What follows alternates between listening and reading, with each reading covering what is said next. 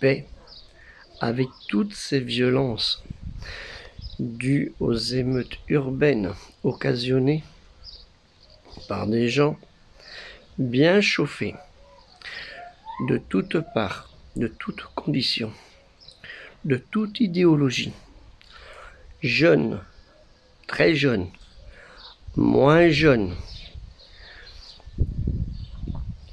Nous avons vu des bâtiments de mairie, d'écoles, de culture, des bureaux, des magasins, des biens de personnes civiles personnelles, des habitants, qui ont été détruites, vandalisées. Des personnes qui ont été violentées de part et d'autre. Des personnes innocentes aussi, qui n'avaient rien à voir, ou qui ont voulu défendre leurs biens, qui ont été violentées. Voire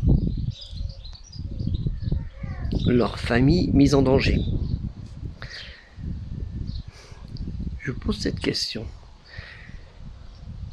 Et si un de ces jeunes, un de ces délinquants, souvent récidivistes, avec des bras longs, des dossiers longs comme le bras, mettait le feu dans une mesjid, du lieu de rassemblement, qu'on dit vulgairement mosquée.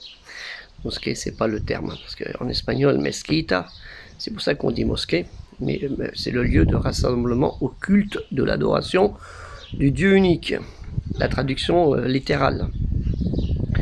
Et si il y avait une mosquée, 2 mosquées, 10 mosquées, 100 mosquées qui étaient détruites, quelle serait la réaction de ceux qui n'ont pas bougé, qui n'ont souvent, pour certains, qui n'ont rien fait, ou d'autres juste qui ont commencé à discuter un petit peu après, alors que ça dure 40 ans. Quelle serait leur réaction si ça leur arrivait, ces lieux de culte? Non pas brûlés par des gens de l'extrême droite, de l'extrême gauche, ou des fanatiques. Je parle par des jeunes de leur propre communauté. Les jeunes pour qui tout est permis et qu'il n'y a aucun respect. Et si c'était le cas, faille-t-il qu'il y ait le feu dans les lieux de culte, les mesjids ou les églises, pour qu'il y ait un sursaut national? Je me pose la question. J'appelle pas à l'incendie des lieux de culte, au contraire, j'appelle à la responsabilité. Ça fait 40 ans que je ne cesse de dire, concernant la communauté musulmane, éduquez vos concitoyens. Quand je parle de vos concitoyens, je parle des gens de la population qui vivent dans leur ville, quelles que soient leurs origines. Bien qu'une grande partie, faut pas se leurrer, a la nationalité française, pour certains plus de papier que par cœur.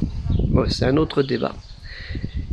Faille-t-il qu'il y ait le feu dans ces lieux de culte, ces associations, pour qu'il y ait un réveil, un sursaut national, parce que l'État, elle ne peut rien faire, elle est bloquée, elle a les bras bloqués par l'Union européenne, la Commission des droits de l'homme, certains procureurs, certains juges, qui ont des idéologies pas souvent très proches de la loi, de la règle de la loi, mais plutôt de l'insurrection. Donc j'appelle aux responsables des associations culturelles, qui sont plutôt cultuelles que culturelles, parce que souvent cultuelles c'est pour pouvoir toucher les subventions, d'avoir leur part de responsabilité là-dessus, et de s'attaquer vraiment au problème, et de ne pas arrêter de dire aux gens, il faut survivre vos enfants, il faut éduquer vos enfants. Et éduquer les enfants, c'est pas simplement apprendre l'arabe pour lire Al-Qur'an, la citation révélée, qu'on dit vulgairement le Coran, qui n'est que le son phonétique du mot Al-Qur'an, et non pas sa traduction.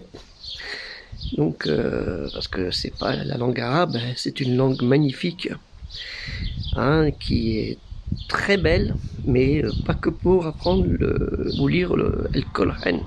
Surtout qu'il y en a beaucoup, même s'ils le lisent, ils ne comprennent pas.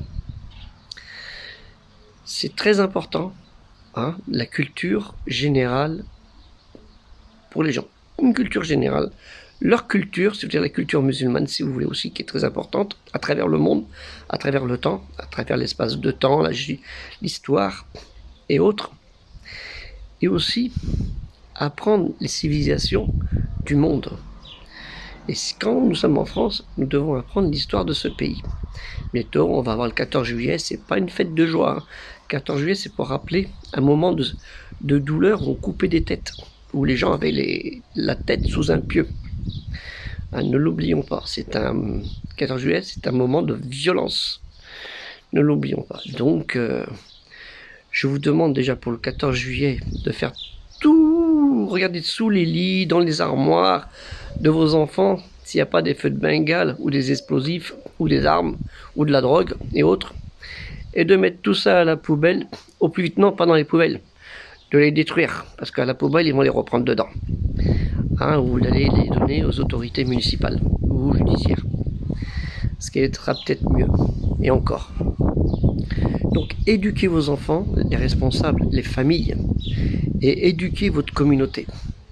Et non pas, ne faites pas de l'idéologie ou des petites magouilles politico-religieuses avec des partis politiques pour tu me fais ceci et tu n'auras pas de vague. Avec les grands frères, les imams, hein, un peu comme une mafia. Soyez responsables. Notre pays, comme tous les pays de la Terre, ont besoin de calme et de paix. Et le mot que vous utilisez tous, les musulmans, hein, les obéissants dans l'obéissance à Dieu, c'est ça qui veut dire, hein, c'est pas soumis, c'est la paix, salam, ou en hébreu, shalom, ou en ougaritique, salam, ou en syriaque araméen, selem, et ainsi de suite, hein, parce que c'est un mot qui n'est pas que pour les Arabes. La langue arabe est une langue copiée sur d'autres, qui a pris son héritage ailleurs. Que la paix soit sur vous.